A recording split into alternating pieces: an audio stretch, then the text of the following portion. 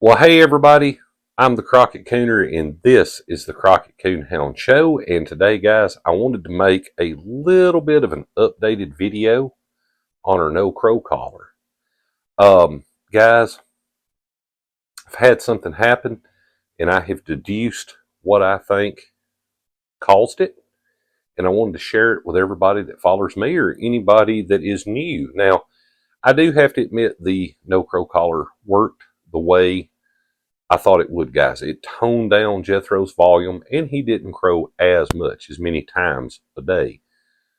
But, but, I will have to explain to you folks what all has gone on. Now, for folks that are chicken lovers, you guys know they shake their heads quite a bit and things.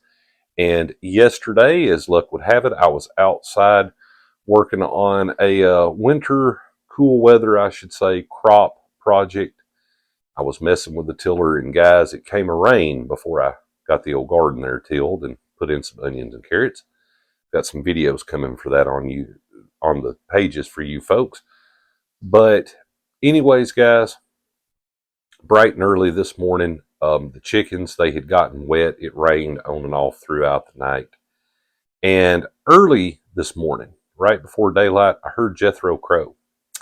And then all of a sudden, silence, guys. And I was here in the old house and sitting around, and I thought, that's odd. Maybe I'm just missing it. Jethro crows quite a bit, especially early in the morning.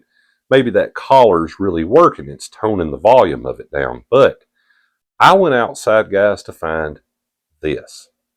Now, I know that looks bad, and I'm going to go ahead and take it off there, but Jethro did get his no crow collar between the bottom part of his beak and the back of his head, and I believe he probably only sat like that for about 30 minutes, and he's okay now. I'm happy to report I got out there and got it off of him and checked everything out.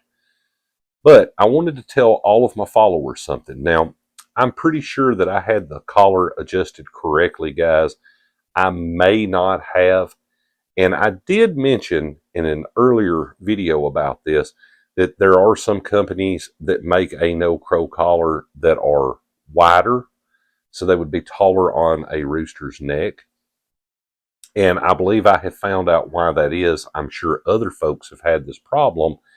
And I have deduced that it's about three things. And this is just me speculating on this, guys, but I want to share it with all of you so you don't have the same mistake I did. Because, who knows what would have happened if Jethro would have kept sitting there like that throughout the day, and I wouldn't have caught it when I went out this morning to feed and checked on him. But the thing is, guys, I believe it was a combination of the type of chicken he is, his feathers and things. He has a lot of feathers around his neck. I mean, a whole bunch, because he's part Easter egg chicken. But also, is everybody knows, is somebody who messed with hunting dogs. That's the name of our show here, the Crockett Coonhound Show, guys. Anytime you put a new collar on any type of animal, you need to keep a close watch, and that's what I was doing. I was going to make you guys an updated video anyways, and then this happened today. But they shake. Many times we got that a lot with young hound dogs that had never really had a collar on them before, and if you left it too loose, they would take their paws and try to push. I believe it's the same thing with roosters, guys. I believe Jethro shook his head and it finally did come up. But as we all know, chickens and feathers, they act a lot different than fur or hair when it comes to things like rain. And it rained yesterday while I was outside making you guys some videos. It rained, I believe, early this morning, and right there before daylight, a good sprinkle. I believe Jethro was already outside the coop and he got damp. And it did, in fact, help the collar be able to slide up. Guys, I hated to put it any tighter on his neck because I was afraid that it might do something as far as him eating. He might get choked. I don't know if that would actually be a thing or not, but it's a concern. But I just wanted to make the video right here, guys, not necessarily knocking on the product, but to tell everybody that follows me, I'm going to go in search of one of the wider no crow collars for roosters. We're going to give that a go. We're going to see if that doesn't help a little bit.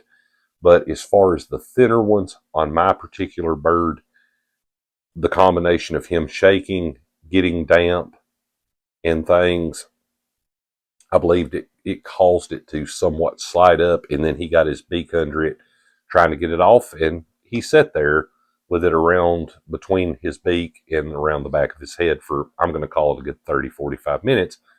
But I wanted to make this video for everybody that follows us or anybody that's new that might see it. That is a factor that you have to keep in mind if you're going to try to quieten down a noisy rooster. And also, keeping in mind the possibilities. You might not be around the homestead. It might happen to your rooster or one of them if you have multiple roosters early that morning. It might be nighttime, especially if they were free ranging. They might get out away from your home there and have it in their mouth, and it might be a day or so before you realized what had happened. So I just wanted to make a quick updated video and let you guys know what I did find out. So definitely the thinner ones with rain on them, not a good combination, especially rain on feathers. But anyways, guys, I say it all the time, stay safe on the water, stay safe in the woods, and stay tuned here at the Crockett Coon'er Show. And myself and Scooter will have you folks another video dropping shortly. You guys have a great day.